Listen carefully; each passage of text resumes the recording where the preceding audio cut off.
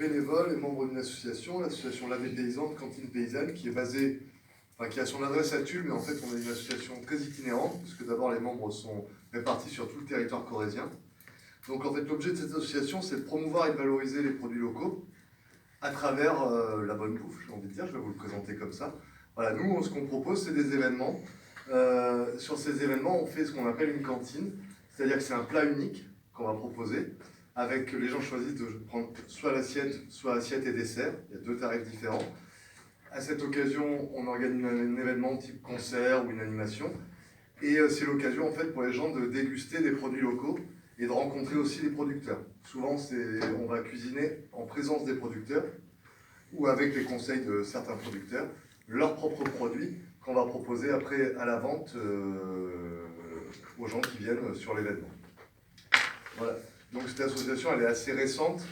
Là, elle est partie en fait d'un constat qu'on s'est fait.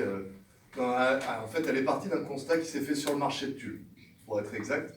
C'est les producteurs entre eux qui dialoguent pas mal sur le marché et qui se sont dit qu'il y avait. Ce qui manquait, c'était de transformer leurs aliments. Ils ne trouvaient pas assez de personnes pour transformer leurs produits et les valoriser de cette manière-là.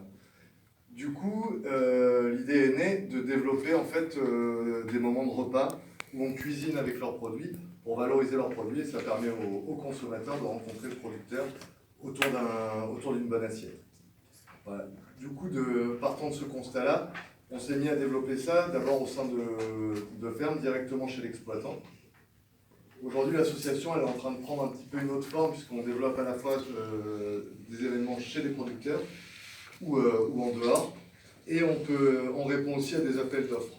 C'est-à-dire, par exemple, Tulaglo, qui est un de nos clients, qui fait appel à nous quand ils ont besoin de repas sur des moments de formation. C'est pour ça qu'aujourd'hui, par exemple, j'ai des collègues qui cuisinent pour Tulaglo avec des produits locaux. Et ça permet en fait de promouvoir aussi les produits du coin. Voilà. Qu'est-ce que je peux vous dire d'autre ? L'objet de l'association, c'est aussi favoriser les échanges entre les producteurs, les transformateurs, les consommateurs. Donc à travers les événements qu'on organise, on peut aussi proposer par exemple des projections sur l'agriculture biologique.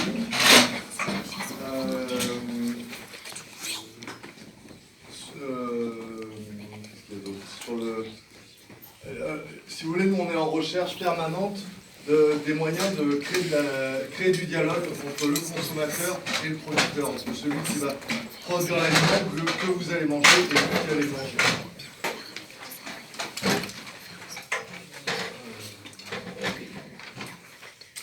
Voilà, je sais pas, il y a des questions. On va peut-être finir avec le bouteusage et puis bonjour à tous, donc, c'est Thomas Andrieux pour ceux qui n'étaient pas là. Donc, moi je suis chef de culture sur l'exploitation du lycée agricole de Luzac, donc qui est à côté d'Obja au nord de Brise. Je suis salarié de l'exploitation qui s'appelle les Jardins de Murat. Exploitation qui produit des légumes bio, on fait du maraîchage bio, et on a un verger de pommes bio également. Donc, moi mon rôle c'est de produire bon légumes et bons fruits, et de les vendre aussi en direct, puisque sur l'exploitation du lycée, on a une jardinerie, puisqu'il y a une section technico-commerciale au lycée agricole. Et donc, la jardinerie est un support pour les élèves, mais aussi un support pour la vente de produits. Donc, on vend essentiellement aux gens qui passent, puisqu'elle est ouverte au public du mardi au samedi. Mais également à des magasins sur Brie ou des revendeurs qui prennent nos légumes et qui la vendent sur Brie, où ça nous est arrivé des gens qui venaient marcher sur Brie, par exemple.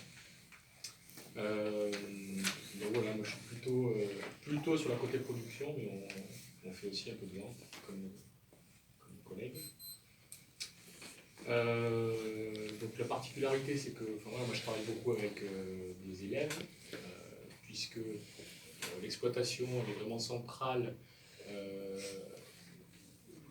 niveau du contenu pédagogique de toutes les sections du lycée, puisque tous les élèves du lycée viennent faire au moins une semaine de stage sur l'exploitation. Donc c'est moi qui m'occupe de ces élèves-là, de ces stagiaires, qui les fait travailler dans les serres, au niveau du verger, au niveau de la jardinerie, pour leur apprendre comment on cultive des carottes, comment on cultive des pommes de terre, comment on taille des arbres qui vont produire des pommes, etc. Comment on met en place des produits dans une boutique pour que ce soit attractif, que les produits soient attractifs aux clients. Voilà ce que je pourrais dire sur ça. Et si vous voulez qu'on rentre plus dans le technique sur ce que c'est que le bio, etc., c'est possible. J'attendrai vos questions, si vous en avez.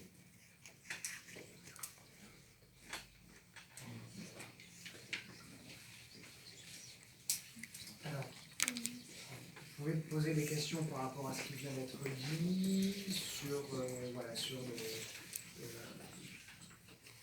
mais aussi par rapport à la thématique. Hein, je vous rappelle, c'est qu'est-ce que bien manger. Voilà, interroger aussi les intervenants que vous avez sous la main pour savoir aussi peut-être pour eux qu'est-ce que ça veut dire bien manger. Voilà. Est-ce que, comme vous faites une production bio, est-ce que c'est un peu plus cher et plus d'entretien aussi plus longtemps?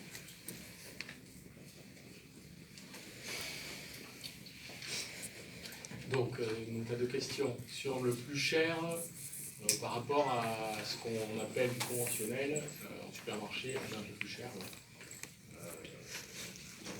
Après, c'est pas beaucoup plus cher, mais ça l'est quand même. Quoi. Même s'il y a des intermédiaires, je ne sais pas si les produits en bio ils sont plus chers, comme tu vois en bio. Alors, les fruits et légumes, nous, on a quasiment que des produits bio. On travaille avec certaines personnes qui ne sont pas certifiées en bio, mais il n'y a aucun traitement sur les produits. Après, les gens ne font pas le choix de la certification bio pour diverses raisons. Là, au niveau des fruits et légumes, alors sur les fruits, on est peut-être un petit peu plus cher. On est plus cher sur les fruits que les supermarchés. Par contre, les légumes, c'est pas forcément le cas. Okay. Comme il n'y a pas d'intermédiaire entre le producteur et nous, il n'y a pas forcément. Il y a certaines choses qui sont un peu plus chères, mais des fois on trouve des choses moins chères. Le fait qu'il n'y ait pas d'intermédiaire. Oui, il y a juste quelques productions. Bon, en fruits, les pommes convenantes sont définitivement plus chères parce qu'il y a vraiment beaucoup moins de rendement, plus de travail sur le niveau du verger quand on est en bio. Par contre, au niveau du légume, ça dépend du légume. Par exemple, on produit beaucoup de pommes de terre. On est entre 20 et 40 tonnes chaque année de pommes de terre en bio. Et sur les pommes de terre, on vend moins cher, et même largement moins cher qu'au supermarché. Par contre, sur tout ce qui est légumes sous serre, qu'on fait en plus petite quantité, là on va être plus cher. Donc quand je dis légumes en petite quantité, ça va être en ce moment c'est épinards, mâches, céleri de branche, radis noirs, radis, salade, fromage. Et en été, ça va être les légumes classiques d'été, donc tomates, poivrons, aubergines, concombres, courgettes. Sur ta deuxième question, qui était est-ce que ça prend plus de temps? C'est difficile à dire puisque j'ai jamais travaillé sur ce même lieu en n'étant pas en bio, donc je pourrais pas te dire. Après, une des grosses différences sur les légumes entre le bio et le conventionnel, ça va être par exemple le temps de désherbage. Entre faire un désherbage mécanique